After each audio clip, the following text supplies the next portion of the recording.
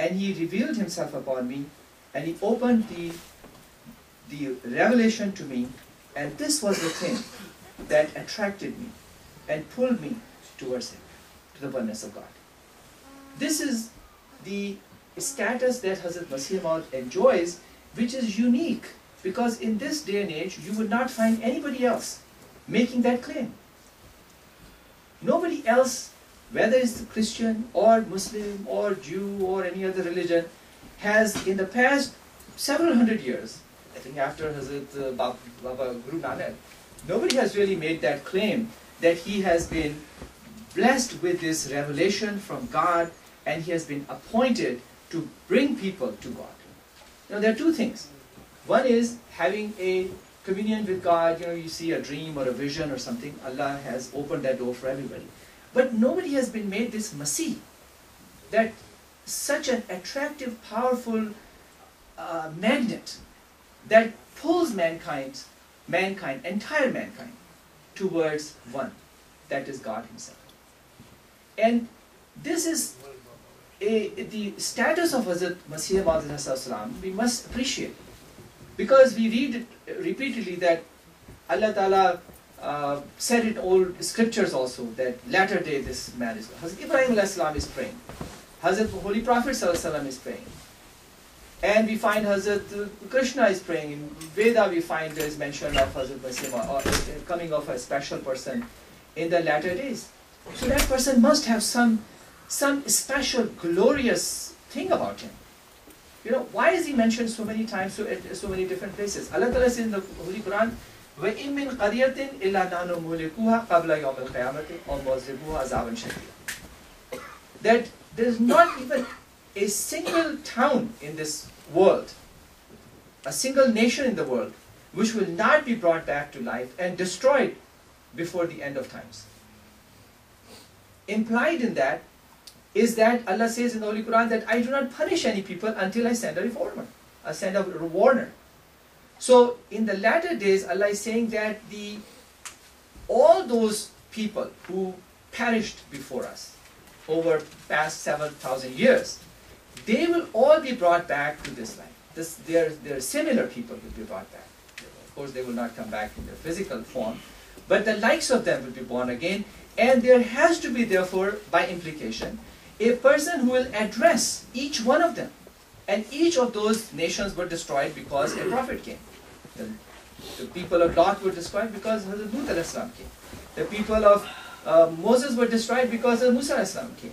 So in similar, you can see that every prophet in the Holy Quran mentions that when he came, he brought a message, people rejected him and he was destroyed.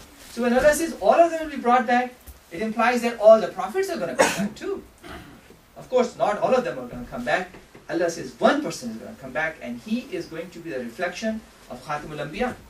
He will be the embodiment of all the prophets, and he will be reflected. And that's why Hazrat Holy Prophet ﷺ mentions in one of his very prophetic hadiths, which is amazing. He says, Ismahu kaismi wa yutfinu maya fi qabri, that his name will be my name, and he will be buried with me in my grave. This was the status of Hazrat Masih Maud.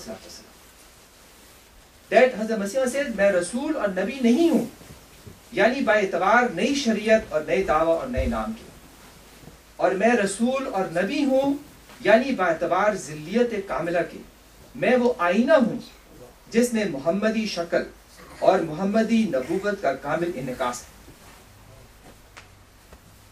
है. Nazrul al-Masih, Hazrat Masih Maud writes that I am not a prophet, I am not a messenger, on the account or the reason that I do not bring a new law, new sharia or new claim or a new name. However, I am a prophet and I am a messenger because of the reflective nature that I have. I am the mirror, the perfect mirror, in which the face of Muhammad ﷺ, the prophethood of Muhammad ﷺ, is perfectly reflected.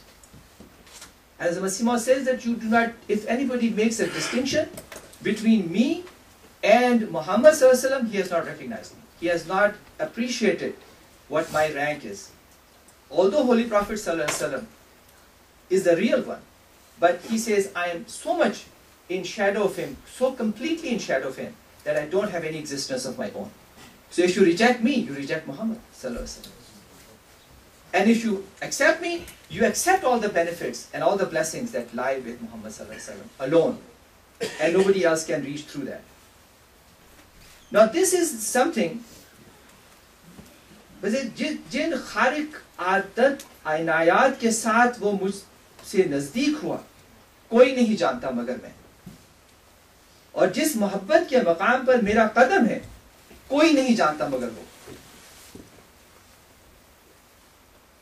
That God has come so close to me that nobody knows that except me, how close he is to me.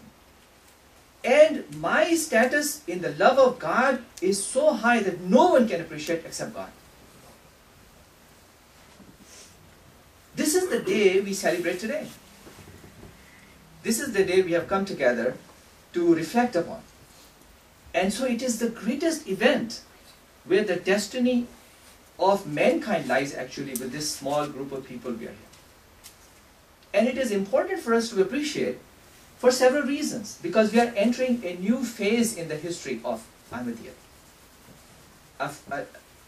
If you read and you listen to what is being said, what Hazur is Khalifatul Khamis, Masih Khamis Ayyadullah bin Asal Aziz is talking about for past several months in his khutbahs, you can see that there is a continuous and a crescendo of warning that is coming up. That the world is bent upon destroying Ahmadiyya, and therefore they are bent upon their own destruction. They are bringing their own destruction closer and closer to us, to themselves. And Ahmadis are going through trials and tribulations all over the world. The point I want to bring up is that the trials and tribulations are different for different people. What is happening to Ahmadiyyat in Pakistan? Only Ahmadis of Pakistan are in the battle for that. They are offering that sacrifice which is needed there. What is happening in Indonesia? Indonesian people know. Only Ahmadis in Indonesia can fight that war. Now what is that we are supposed to do? We here sit in America and we are not facing any of those difficulties as such. So what is our challenges? What is our difficulties? What should we be focused on?